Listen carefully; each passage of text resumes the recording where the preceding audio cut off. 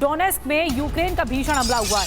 रूसी बेस पर यूक्रेन का बड़ा प्रहार हुआ है। हमले के बाद रूसी बेस पर भीषण आग लग गई, पूरी तरह तबाह हुआ रूसी बेस। तो वार पलटवार दोनों ओर से हो रहा है और अब यूक्रेन ने जो अटैक किया है वो बहुत बड़ा अटैक बताया जा रहा है। यूक्रेन का रूसी बेस पर हमला हुआ है।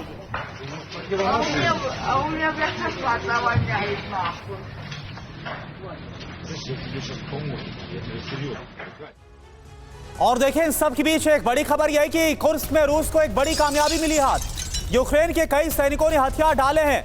रूसी सैनिकों के सामने यूक्रेन के कई सैनिकों का सरेंडर हुआ। ये देखिए तस्वीर आपको दिखा रहे हैं। तो ये ऐसा जरूर कहा जा सकता है कि बीते कई दिनों से कुर्स्क में जो यूक्रेनी सैनिकों को कामयाबी मिल रही थी, रूस को किस तरह से इसमें एक बड़ी कामयाबी के तौर पर ये जो तस्वीर हम आपको दिखा रहे हैं, जवाब दिया गया है यूक्रेन को। और ये जो सैनिक आपको नजर आ रहे हैं, यूक्रेनी सैनिक बताए जा रहे हैं जिन्होंने रूस के सामने, रूसी फोर्सेस के सामने हथियार डाले हैं।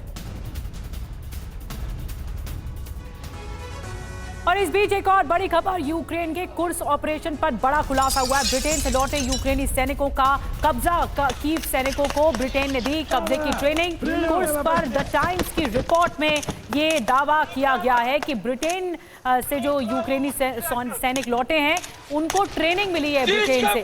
कीव सैनिकों को ब्रिटेन ने कब्जे की ट्रेनिंग दी है कि किसी भी इलाके पर कब्जा करना कैसे है।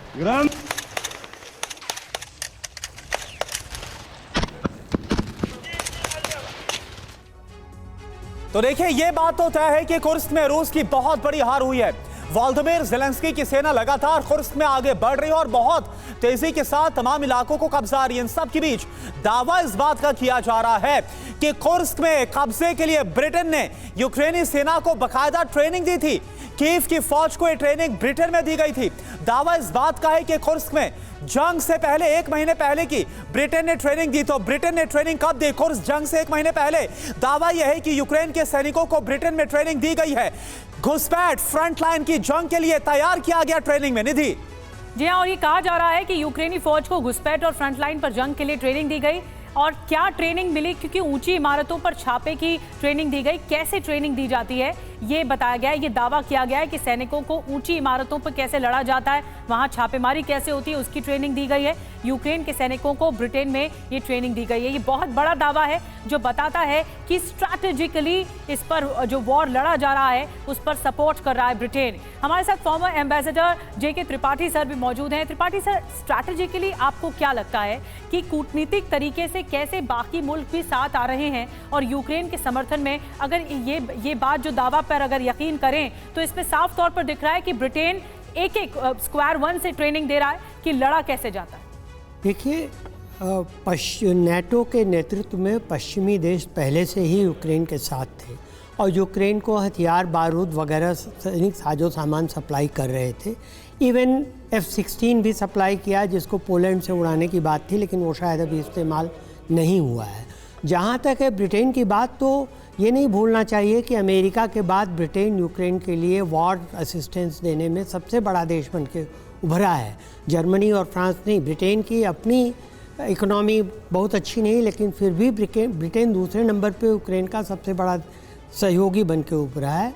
और जो सैनिकों को ट्रेनिंग देने की बात है, तो ये भी कहा जा रहा है कि ये सिर्फ यूक्रेनी सैनिक नहीं थे, ये भाड़े के सैनिक भी थे जिनको यूक्रेनी सैनिक बना करके ट्रेनिंग दी गई है।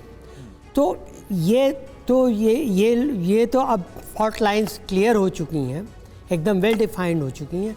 और रही बात कब्जे की, तो देखिए सबसे बड़ी बात, हमारे सेना के सहयोगी इस पे सहमत होंगे कि किसी भी जगह पर कब्जा करना किसी क्षेत्र पे उतना ज़्यादा बड़ी बात नहीं होती। बड़ी बात होती कब्जे को बनाए रखना, सस्टेन करना। आपने देखा डोनेस्क और लुहांस्क में रूस ने कब्जा किया और अभी तक बनाए रखा है।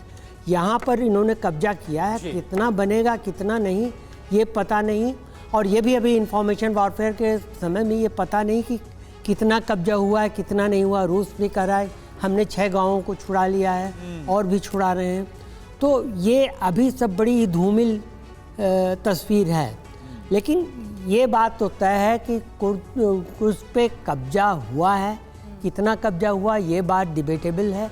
अब उसको कहाँ तक सस्टेन कर सकता है यूक्रेन, कहाँ तक नहीं, ये बात आगे भविष्य में देखी जाएगी। बिल्कुल त्रिपाठी सर, और सवाल ये भी होगा, इस तरह बात करेंगे कि जो रेड लाइन क्रॉस करने की बात रूस बोल रहा था, वॉर्न कर रहा था, वो तमाम हदें पार हो चुकी है। तो इसके बाद ब्रिटेन का नाम सामने आने के बाद रूस क्या करेगा?